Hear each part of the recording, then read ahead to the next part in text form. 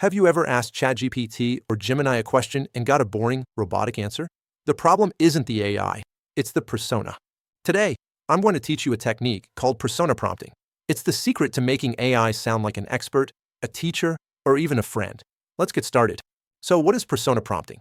It is a technique where you explicitly ask the generative AI to adopt a specific character, job role, or personality before it answers you.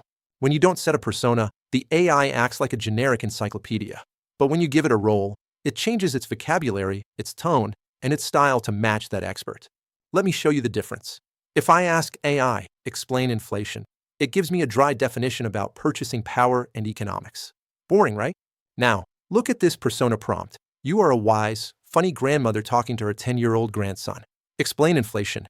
The AI completely changes. It starts talking about allowance, candy bars, and how money gets weaker. It becomes relatable. That is the power of a persona. How do you write one? Use this simple formula: role, task, and tone. Role, tell it who to be. For example, you are a senior Python developer. Task, tell it what to do. Review this code for bugs. Tone, tell it who is listening. Explain it to a beginner.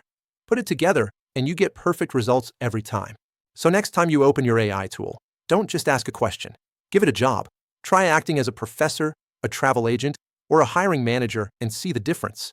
If you found this helpful, hit that subscribe button for more AI tips. See you in the next video.